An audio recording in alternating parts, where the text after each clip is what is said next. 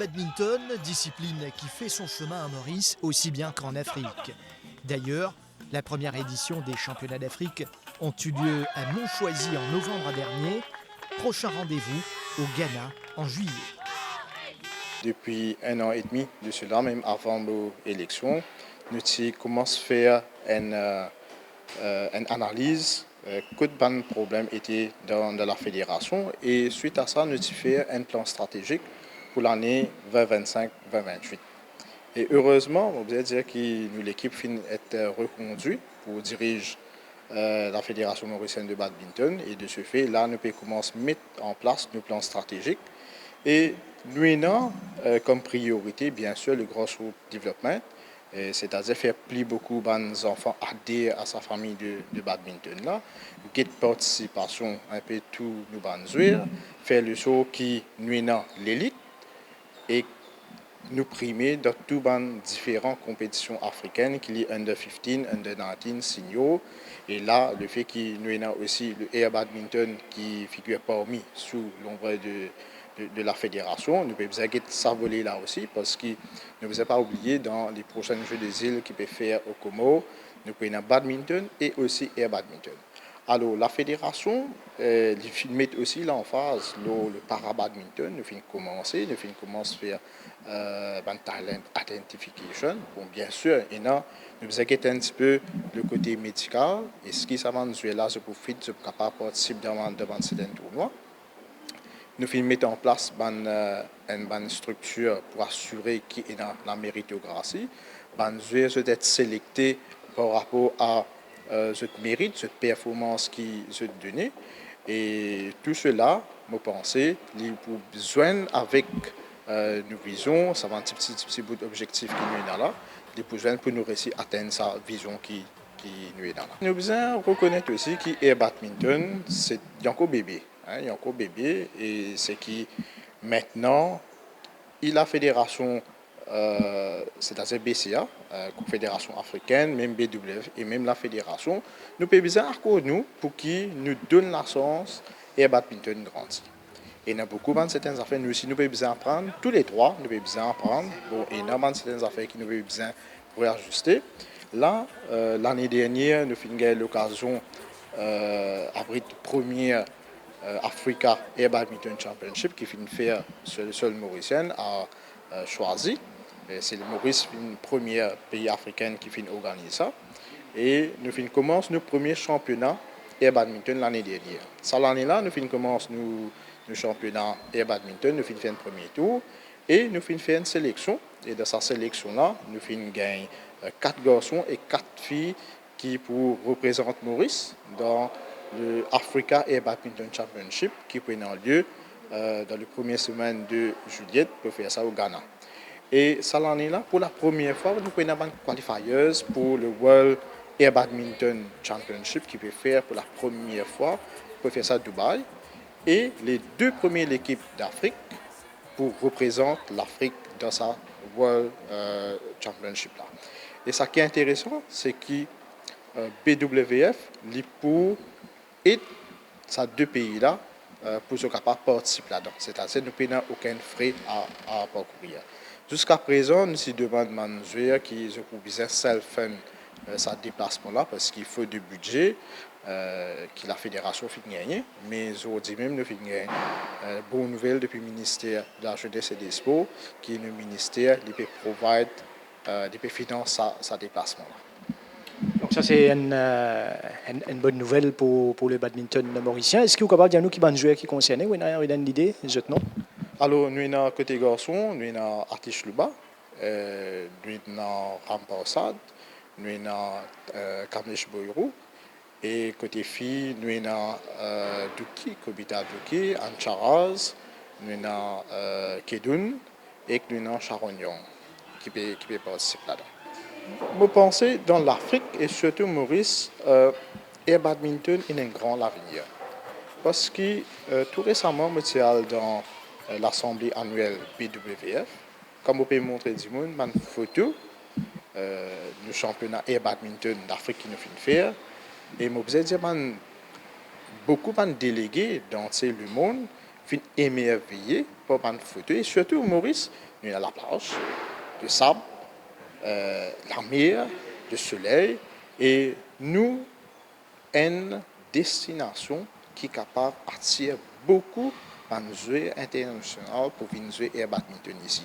Bon, bien sûr, quand nous disons comme ça, nous finissons nous trouvons que Maurice est capable d'accueillir ça, mais seulement il y a le côté de financement, il y a le côté de logistique, il y a le côté organisationnel qu'il faut dire. Nous avons tous les stakeholders, nous avons les sponsors, le ministère, le comité olympique, joignent à nous pour que nous, nous sommes capables de développer ça et organiser. Nous, parce que Dubaï peut faire le World Air Badminton Championship. Et je pense, Maurice, nous avons tous les potentiels pour nous capables de faire, mais c'est vraiment les demandes de coordination de toutes les personnes. L'enjeu est de taille pour nos représentants. Des billets pour jouer sur l'échelle mondiale à Dubaï sont à prendre. Les sélectionnés redoublent donc d'efforts à l'entraînement. La compétition sera très disputée au Ghana, mais les Mauriciens tenteront de réaliser la meilleure performance possible.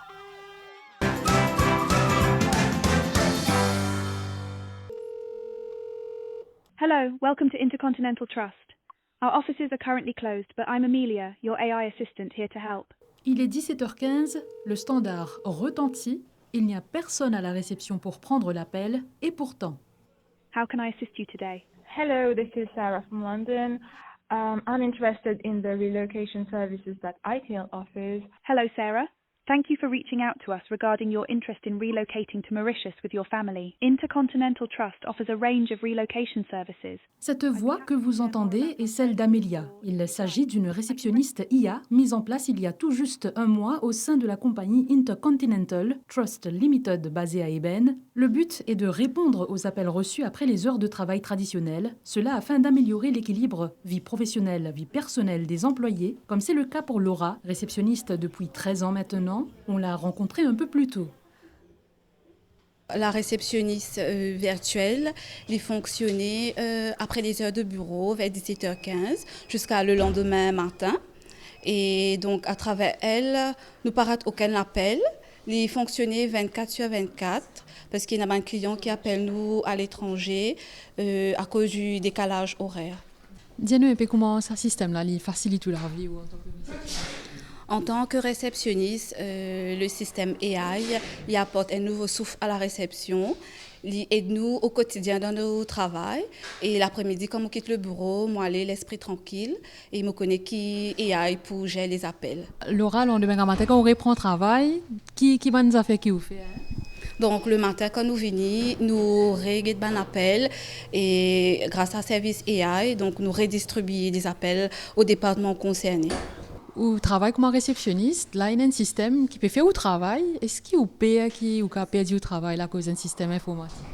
Non, pas du tout. Au contraire, AI, l'INMUS, il bien aide-nous à la réception et le bureau en entier.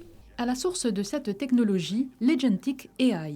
Il s'agit d'un système d'intelligence artificielle capable de prendre des décisions de manière autonome, c'est-à-dire que contrairement à d'autres formes d'IA qui nécessitent une supervision humaine, l'Agentic AI utilise des algorithmes avancés et des données pour guider ses actions.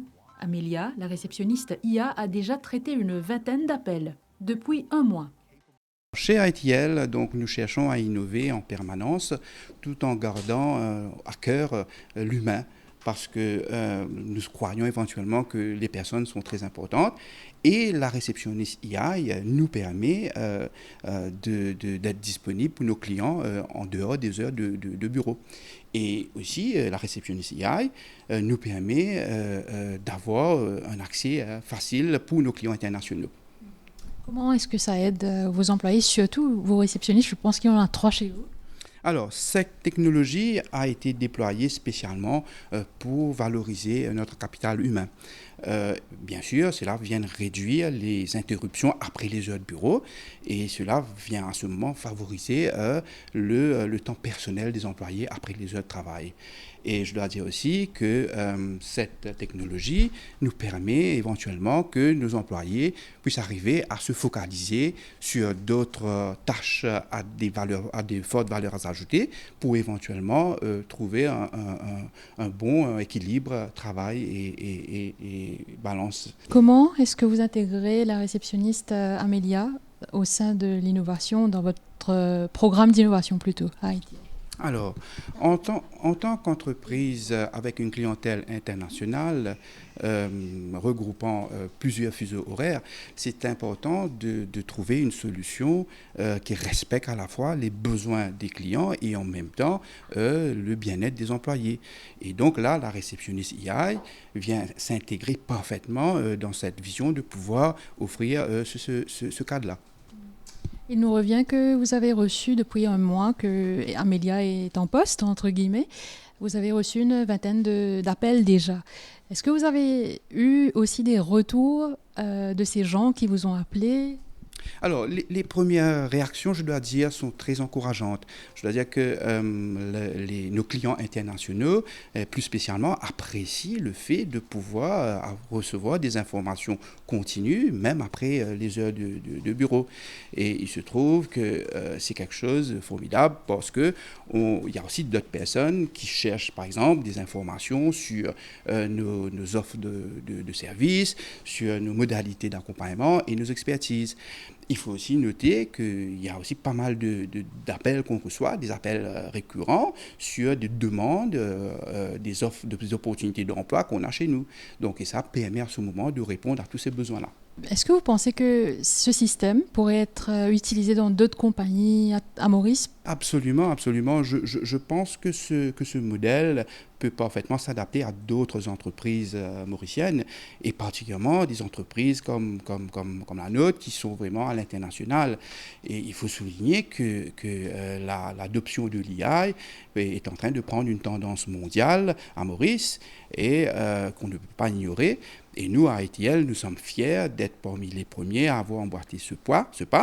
Cependant, il est important de souligner que cette approche doit être vraiment équilibrée parce qu'il ne faut pas que ça vienne remplacer les gens, mais vraiment venir complémenter le travail humain.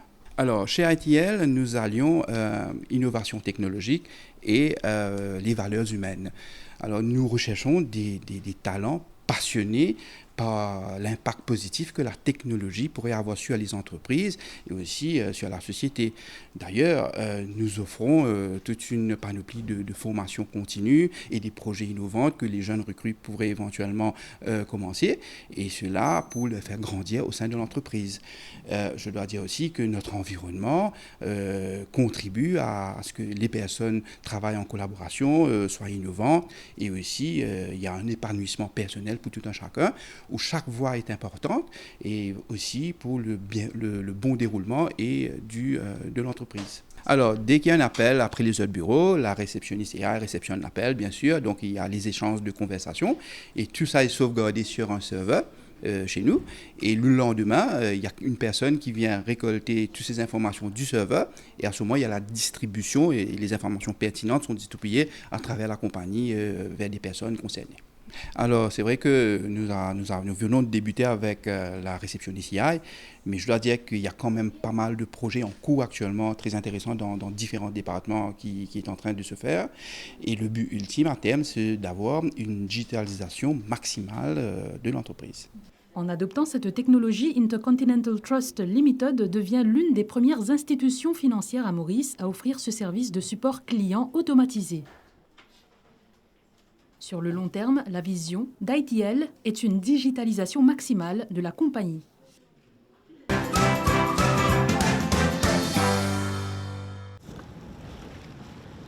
La biodiversité des îlots du Sud-Est est unique, mais menacée principalement par l'activité humaine.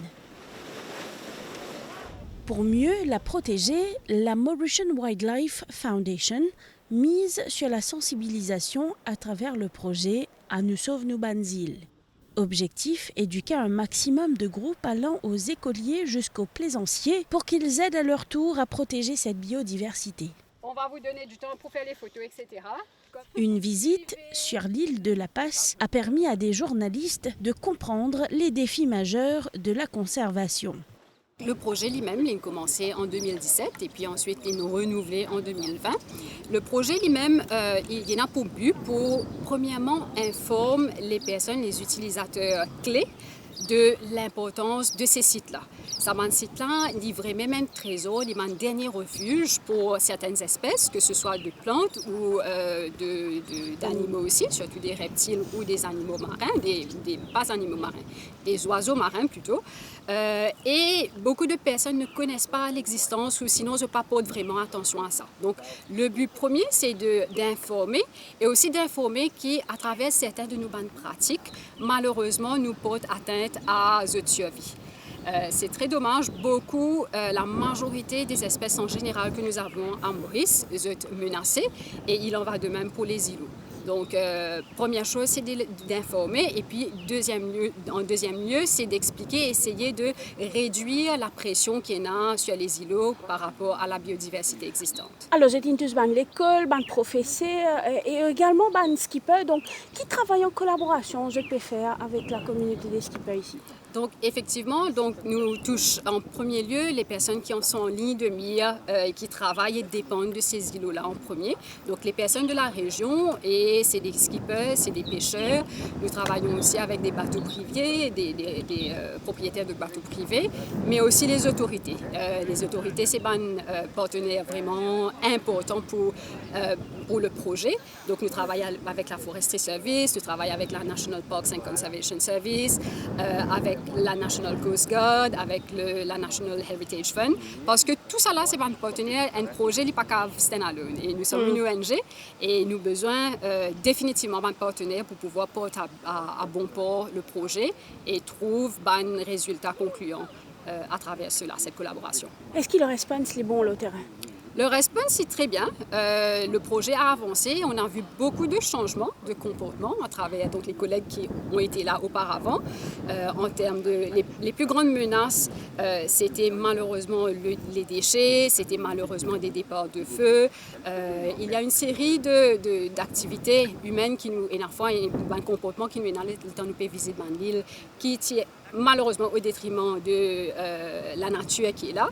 Et nous trouvons drastiquement un changement de comportement. Mais still, there's room for improvement. Donc, nous vous recommandons aux visiteurs, si vous écoutez nous, si vous êtes attentifs, si vous êtes contents en pays Maurice là, un simple geste, écoutez les conseils de votre skipper, écoutez les conseils des personnes qui permettent de là. Si vous êtes là, vous pouvez venir et qu'ils ont un déchet, une saleté qui ont généré dans une finie de visite, prenez retourner la case. Et dans un sentier, il y a un côté balisé, respectez un sentier là, vous n'avez pas mort sur un reptile, vous n'avez pas grâce à nick parce qu'il y a l'île, les nids ne sont pas dans des arbres, les nids se trouvent au sol. Donc, nous avons grâce à nick, nous avons grâce à un oisillon, nous avons grâce à un disef. Donc, il y a des consignes comme ça, assez simples, qui ont respecté et qui contribuer au travail de toutes les autorités et des ONG qui ont le terrain et qui essayent de préserver et conserver les espèces qui sont menacées. Parmi les îlots ciblés par le projet, l'îlot Zégrette, l'îlot Marianne, l'îlot Phare, l'îlot Vaqua et l'île de La Passe. Des zones riches en faune et en flore endémique, mais très exposées à l'impact humain. Le problème principal qui nous gagne, c'est les déchets. Et nous avons aussi des gens qui mettent du feu, faire un barbecue au sol. Alors, avant le projet qui a débuté en 2017, nous avons beaucoup de problèmes avec les déchets, nous avons un petit peu de feu partout, qui tiennent danger pour les animaux.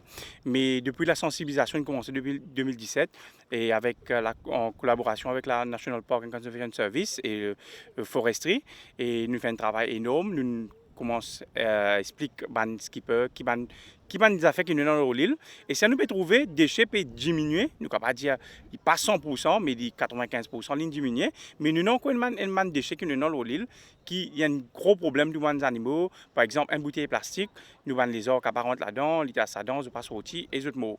Et les déchets, si nous ne pas faire un ornier, ils pourront voler par de la mer et ils pourront un entassement de déchets dans l'île parce que c'est que nous connaissons que l'eau en l'île, nous payons des éboueurs qui passent qui mettent des déchets. Alors heureusement maintenant, chaque 15 jours, nous avons une collaboration avec National Park qui viennent chercher des déchets et qui aident nous pour retirer des déchets pour aller. L'idéal serait bien sûr que quand ils viennent là, ils ramassent ce saleté et ils prennent y aller. Et l'idéal c'est ça. Alors là, la sensibilisation ils rentre en jeu. Les gens qui nous fait sensibilisation aux autres, par exemple un batelier ou un skipper. Alors, les autres connaissent qui Si un dimoun peut venir loin de l'île, il amène des bouteilles plastiques, il vient retourner avec des bouteilles plastiques vides. Mais à cause de ça, nous commençons à sensibilisation de ces dimoun qui viennent amener ces dimoun là l'île, pour être capable de connaître qui vient dire ces dimoun là, pas les saletés l'île et comme ça l'île là capable rester propre. Chaque déchet, chaque bruit, chaque intrusion mal encadrée contribue à déséquilibrer ces îlots déjà vulnérables. Informer pour mieux protéger, c'est l'ambition du projet À nous sauve-nous Banzil, où chaque voix compte pour préserver l'héritage endémique du Sud-Est.